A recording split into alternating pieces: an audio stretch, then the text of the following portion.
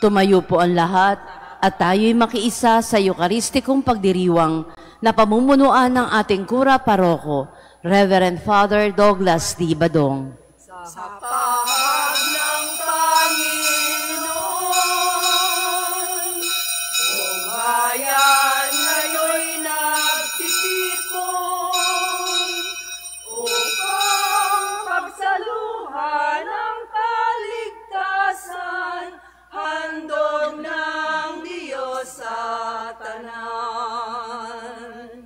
Upang pagsaluhan ang kaligtasan, handog ng Diyos sa tanan. Sa ngalan ng Ama at ng Anak at ng Espiritu Santo. Amen.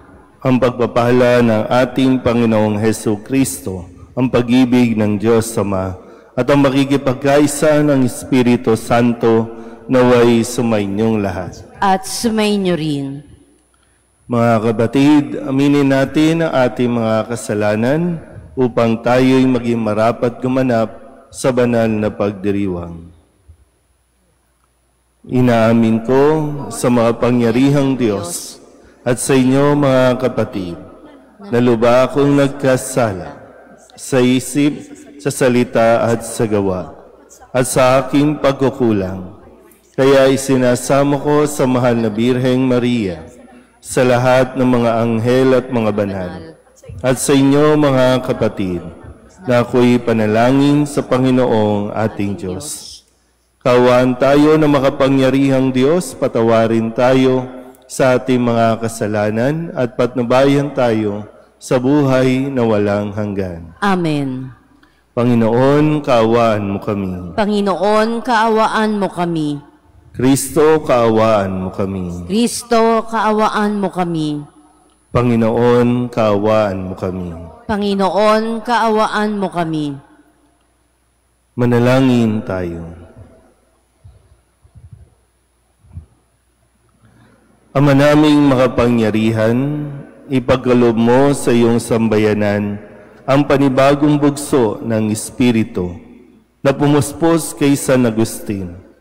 Malubos nawa sa amin ang pananahan ng Espiritu upang ikaw na batis ng karunungan ay magbunsod ng aming pananabik at ikaw na bukal ng buhay ay aming masaliksik sa pamamagitan ni Jesucristo kasama ng Espiritu Santo, magpasawalang hanggan. Amen.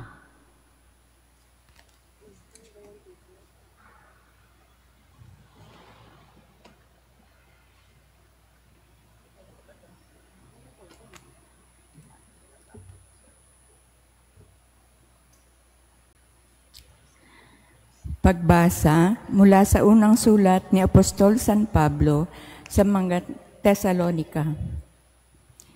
Dahil sa inyong pananalig kay Kristo, mga kapatid, naaaliw kami sa gitna ng aming hirap at pagkabalisa. Ang pananatili ninyong matatag sa pananampalataya ang nagpasigla sa buhay namin. Paano kaya namin mapapasalamatan ng sapat ang Diyos sa kagalakang dulot ninyo sa amin? Mataimtim naming idinadalangin araw-gabi na kayo'y muli naming makita at matulungan sa igaganap ng inyong pananampalataya. Loobin nawa ng ating Diyos at Ama at ng ating Panginoong Jesucristo na makapunta kami riyan. Palaguin nawa at pag-alabin ng Panginoon ang inyong pag-ibig sa isa't isa at sa lahat ng tao, tulad ng pag-ibig namin sa inyo. Kung ito ang mangyayari, palalakasin niya ang inyong loob. Sa gayon, kayo'y mananatiling banal at walang kapintasan sa harapan ng ating Diyos at Ama hanggang sa muling pagdating ng ating Panginoong Hesus kasama ang mga hinirang niya. Ang salita ng Diyos. Salamat sa Diyos. Pag-ibig mo'y ipadama, aawit kaming masaya. Pag-ibig mo'y ipadama, aawit kaming masaya. Yaong taong nilikha mo'y bumabalik sa alabok, sa lupa ay nagbabalik kapag iyong iniutos. Ang 1,000 mga taon ay para bang isang araw. Sa mata mo, Panginoon, isang kisap mata lamang, isang saglit sa magdamag na ito ay dumaraan. Pag-ibig mo'y ipadama, aawit kaming masaya. Yamang itong buhay namin maikli lang na panahon, itanim sa isip namin kung kami ay dumunong. Hanggang kailan magtitiis na magdusa, Panginoon, kaming iyong mga lingkod na naghihirap sa ngayon. Pag-ibig mo'y ipadama, aawit kaming masaya. Kung umagay ipadama ang pag-ibig mo't paggiliw, at sa aming buong buhay may galak ang awit namin. Panginoon naming Diyos, kami sana'y pagpalain, magtagumpay sana kami sa anumang aming gawain. Pag-ibig mo'y ipadama, aawit kaming masaya. Magsitayo na po ang lahat. Hallelujah! Hallelujah! Hallelujah! Hallelujah! Hallelujah! Hallelujah! Lagi tayong magtanod sapagkat di natin talos ang pagbabalik ni Jesus. Hallelujah! Hallelujah! Hallelujah! Hallelujah! Hallelujah! Hallelujah! Hallelujah! Sumainyo ang Panginoon. At sumainyo rin. Ang mabuting balita ng Panginoon ayon kay San Mateo. Papuri sa iyo, Panginoon. Noong panahong iyon, sinabi ni Jesus sa kanyang mga alagad, "Kaya magbantay kayo, sapagkat hindi ninyo alam kung anong araw paririto ang inyong Panginoon. Tandaan ninyo ito. Kung alam lamang ng puno ng sambahayan kung anong oras ng gabi darating ang magnanakaw, siya'y magbabantay at hindi niya pababayaang pasukin ang kanyang bahay. Kaya maging handa kayong lagi, sapagkat darating ang Anak ng Tao sa oras na di ninyo inaasahan. Ang tapat at matalinong alipin ang siyang pinapamahala ng kanyang Panginoon sa ibang mga alipin, upang bigyan sila ng kanilang pagkain sa karampatang panahon. Mapalad ang aliping iyon kapag dinatnan siyang gumagawa ng gayon sa pagbabalik ng kanyang Panginoon. Sinasabi ko sa inyo, pamamahalain siya ng kanyang Panginoon sa lahat ng kanyang ari-arian. Ngunit kung masama ang aliping iyon, sasabihin niya sa sarili, matatagalan pa bago magbalik ang aking Panginoon, at sisimulang bugbugin ang kanyang mga kapwa alipin at makipagkainan at makipag-inuman sa mga lasenggo. Babalik ang Panginoon ng aliping iyon sa araw na hindi niya inaasahan at sa oras na hindi niya alam. Buong higpit na parurusahan siya ng Panginoon at isasama sa mga mapagpaimbabaw. Dooy tatangis siya at magngangalit ang kanyang ngipin. Ang mabuting balita ng Panginoon. Pinupuri ka namin, Panginoong Hesukristo.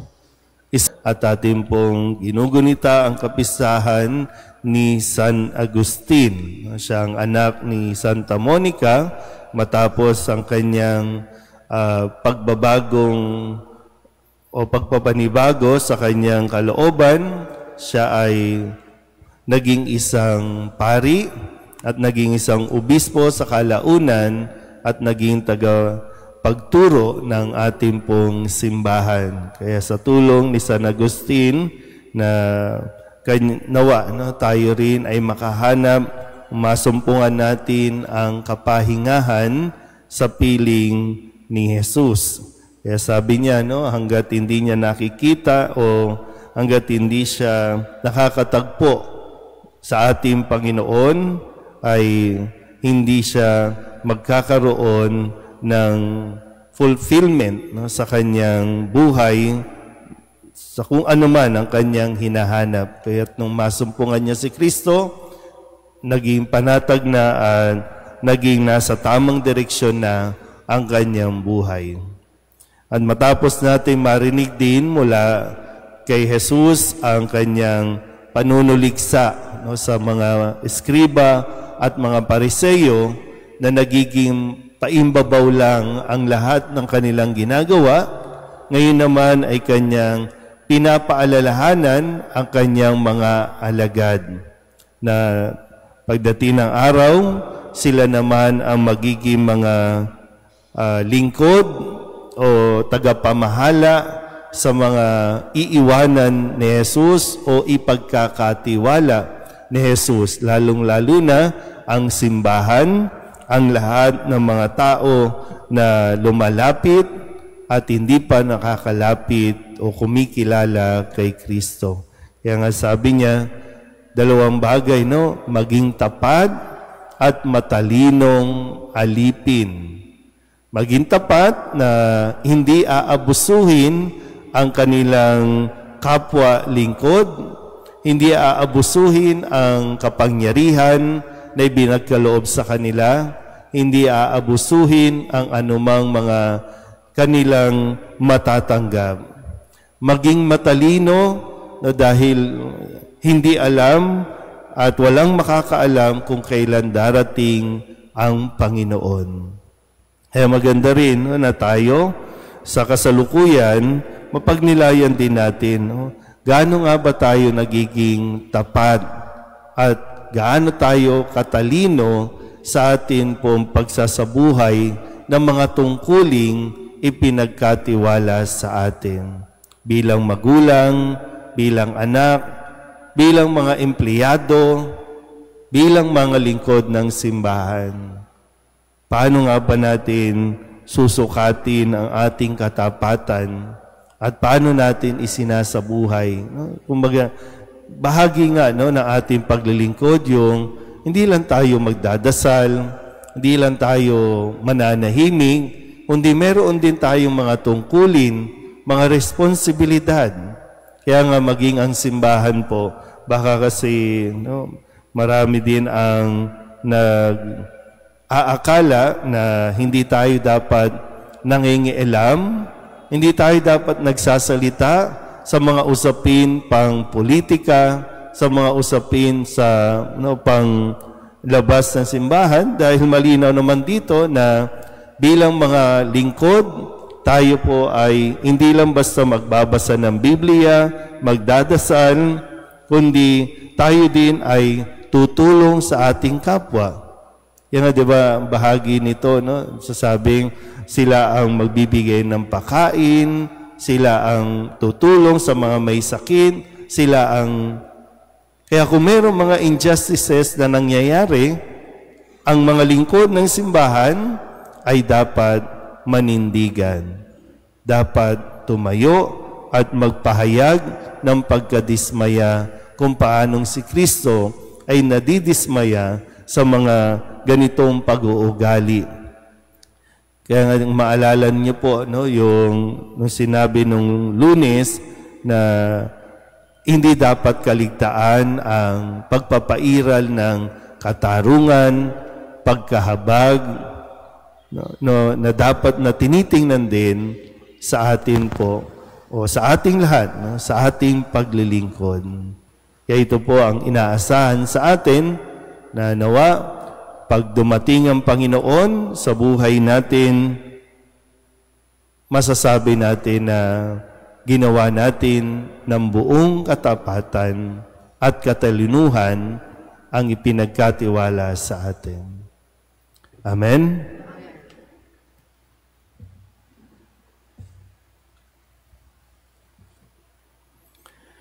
Sa Ebanghelyo, inaatasan tayo ni Jesus na magbantay sa araw ng kanyang muling pagbabalik. Lumapit tayo sa Ama habang nananalangin nagbabantay at naghihintay sa kanyang mahal na anak. Ang ating pong itutugon, Panginoon, dinggin mo ang aming panalangin. Panginoon, dinggin mo ang aming panalangin.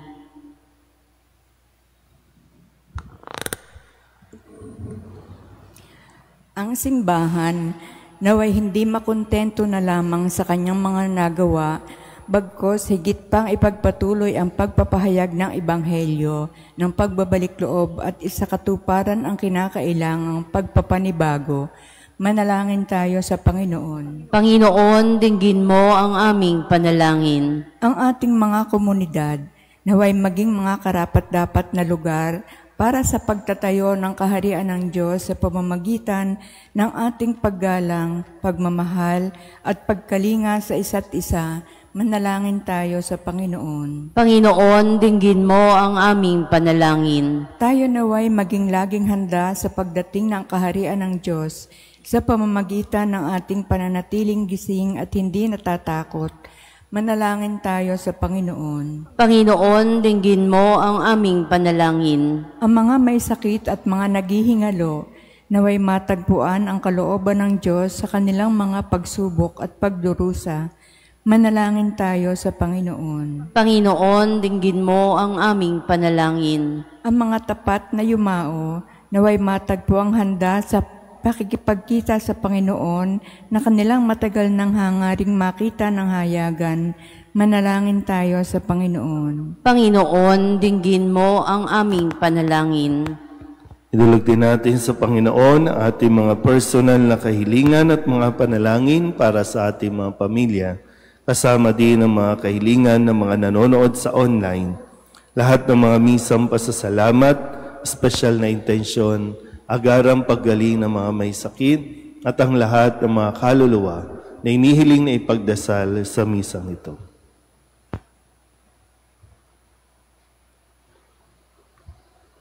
Ang lahat ng ito'y inihiling namin sa ngalan ni Kristong aming Panginoon. Amen.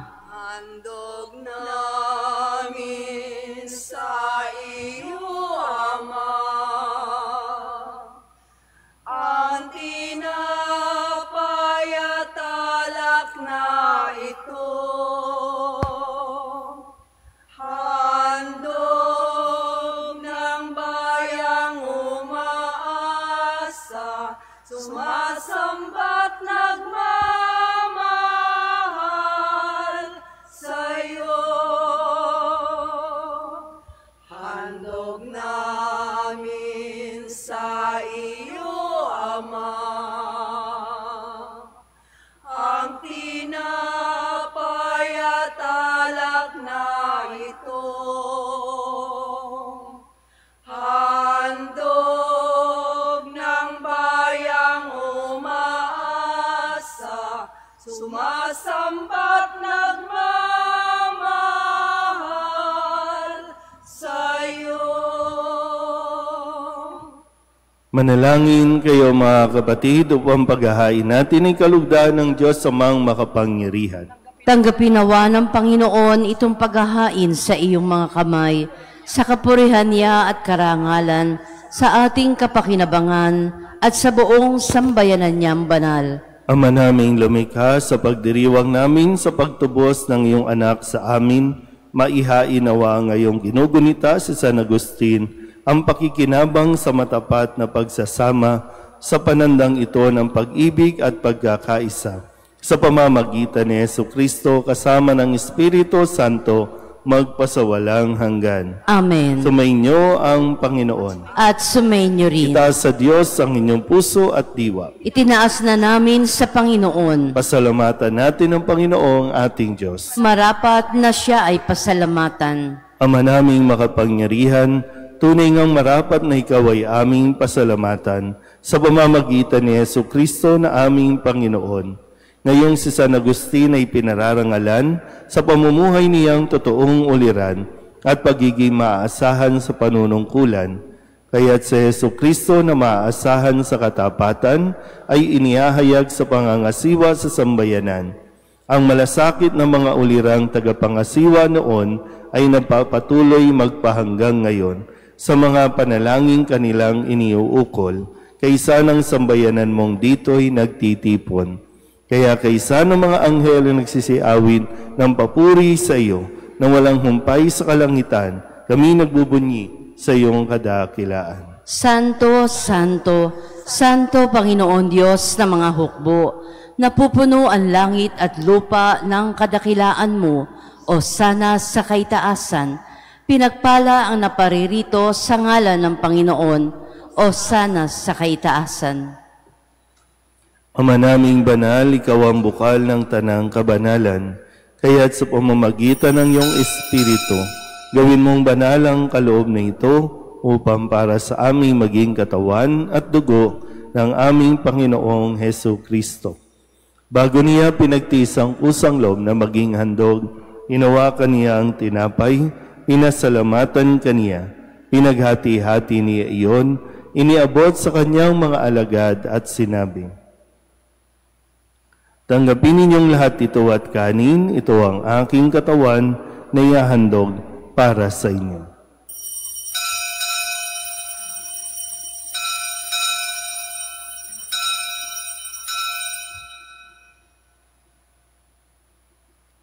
Gayun din naman nang matapos ang hapunan, inawakan niya ang kalis, muli kaniyang pinasalamatan.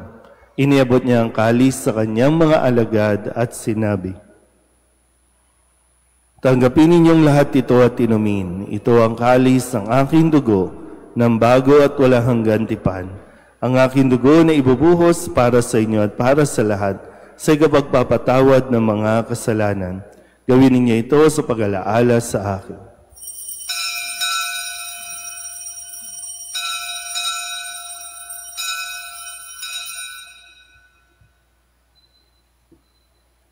Ipagbunyi natin ang misteryo ng pananampalataya. Si Kristo'y namatay, si Kristo'y nabuhay, si Kristo'y babalik sa wakas ng panahon. Ama, ginagawa namin ngayon ang pag-alaala sa pagkamatay at muling pagkabuhay ng iyong anak. Kaya tiniaalay namin sa iyo ang tinapay na nagbibigay buhay at ang kalis na nagkakaloob ng kaligtasan. Kami nagpapasalamat dahil kami iyong minarapat na tumayo sa harap mo para maglingkod sa iyo. Isinasamo namin kami magsasalo-salo sa katawan at dugo ni Kristo ay mabuklod sa pagkakaisa sa pamamagitan ng Espiritu Santo. Amahalingapin mo ang iyong simbahang laganap sa buong daigdig. Puspusin mo kami sa pag-ibig kay San Leon na aming Papa at ni Jose na aming Obispo at ng Tanang Kaparian. Alalahanin mo rin ang mga kapatid naming nahimlay na may pag-asang sila'y muling mabubuhay, gayon din ang lahat ng mga pumanaw. Kawaan mo sila at patuloyin sa iyong kaliwanagan. Kawaan mo at pagindapating kaming lahat na makasalo sa iyong buhay na walang wakas.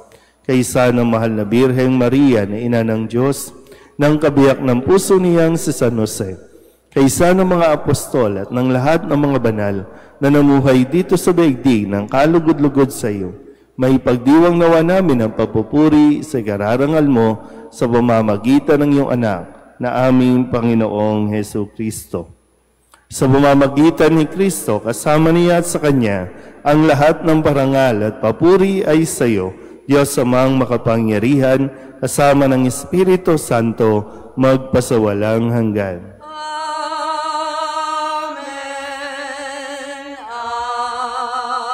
Amen. Amen. Amen. Sa tagubilin ng mga nakagagaling na utos at turo ni Jesus sa Panginoon natin at Diyos, ipahayag natin ang lakas loob. Ama namin, sumasalangit ka, sambahin ang ngalan mo, mapasa amin ang kaharian mo, sundin ang loob mo dito sa lupa para nang sa langit. Bigyan mo kami ngayon ng aming kakanin sa araw-araw, at patawarin mo kami sa aming mga sala, para ng pagpapatawad namin sa nagkakasala sa amin. At huwag mo kaming ipahintulot sa tukso, at iadya mo kami sa lahat ng masama. Hinihiling namin kami iadya sa lahat ng masama, pagkalooban ng kapayapaan araw-araw, iligtas sa kasalanan, at ilayo sa lahat ng kapahamakan, samantalang aming pinananabikan ang dakilang araw ng pagpapahayag ng tagapagligtas naming si Jesucristo. Sapagkat iyo ang kaharian at ang kapangyarihan at ang kapurihan magpakailanman. Amen. Panginoong Jesucristo, sinabi mo sa iyong mga apostol, kapayapaan ang iniiwan ko sa inyo, ang aking kapayapaan ang binibigay ko sa inyo. Tunghayan mo ang aming pananampalataya at huwag ang aming mga pagkakasala. Pagkalooban mo kami ng kapayapaan at pagkakaisa ayon sa iyong kalooban, kasama ng Espiritu Santo, magpasawalang hanggan. Amen. Ang kapayapaan ng Panginoon ay laging sumainyo. At sumainyo rin. Magbigayan po tayo ng kapayapaan sa isa't isa.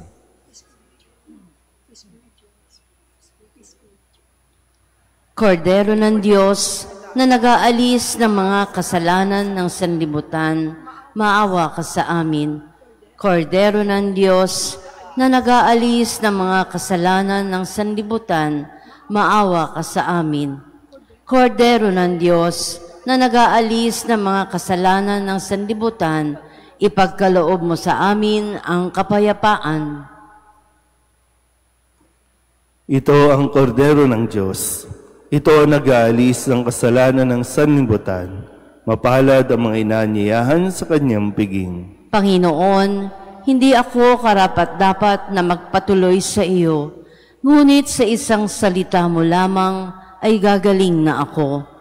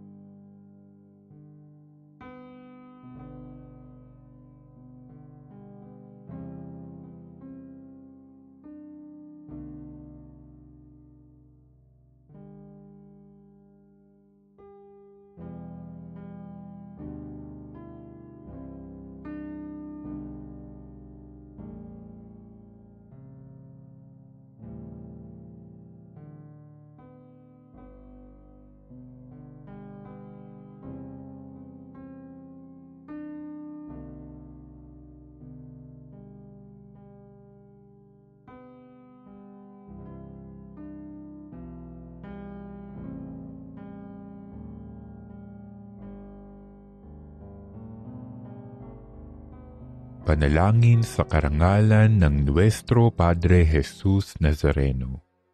O Jesus Nazareno, katamis-tamisan naming manunubos, sa harap mo ngayon naririto kami't nangangayupapa at nagsisisi ng taos-puso sa aming pagiging walang turing sa iyo at paglimot sa di mabilang na mga biyaya mo. Lalong-lalo na yaong mahalagang biyaya ng pagtutubos. Dinaramdam namin at pinagsisisihang labis, Panginoon ko, ang pagkakasala namin sa iyo. Ikinalulungkot namin ang pagiging dahilan ng pagpapasan mo ng krus na iyan sa gitna ng mga hirap at kapaitan, hanggang sa inihandog mo ang iyong buhay sa bundok ng Kalbaryo, sa pagkaibig mo lamang na matubos kami at ang sangkatauhan mula sa sala. Pakabanalin mo, O Panginoon, ang aming pagnanais at ipagtanggap mo sa amin ang iyong biyaya.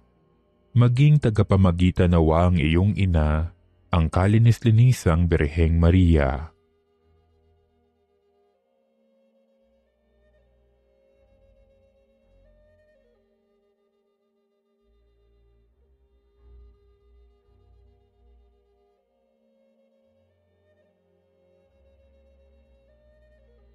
Ama naming makapangyarihan, niloob mong akuin ang iyong anak, ang krus at kamatayan, upang ang sangkatauhan ay matubos at mabuhay. Ang pag-ako namin sa krus at kamatayan dito sa lupa, ayon sa diwa ng pagsunod sa iyong loob, na ginanap ng iyong anak, ay magpagindapat nawa naming kamtin ang lubos na katubusan at pagkabuhay sa iyong piling sa pamamagitan ni Hesukristo kasama ng Espiritu Santo, magpasawalang hanggan. Amen. Nuestro Padre Jesus Nazareno, Panginoon namin at Diyos, kaawaan mo kami.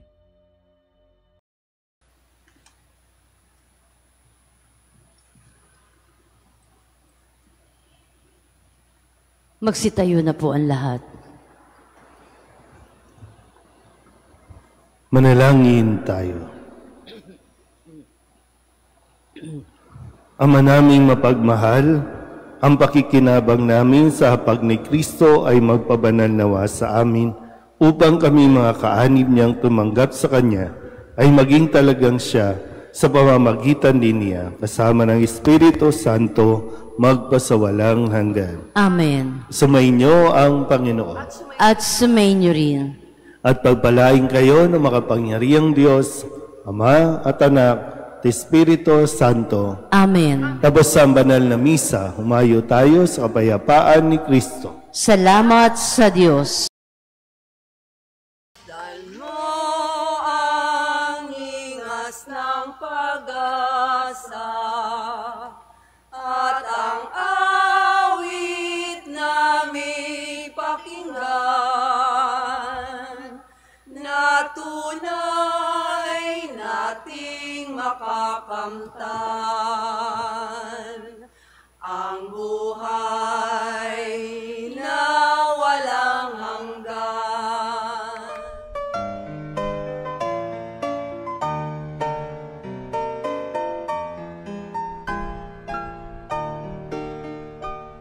Nuestro Padre Jesus Nazareno, sinasamba ka namin, pinipintuho ka namin, aral mo ang aming buhay at kaligtasan. Nuestro Padre Jesus Nazareno, iligtas mo kami sa kamatayan, ang krus mong pinamatayan ay sagisag ng aming kaligtasan.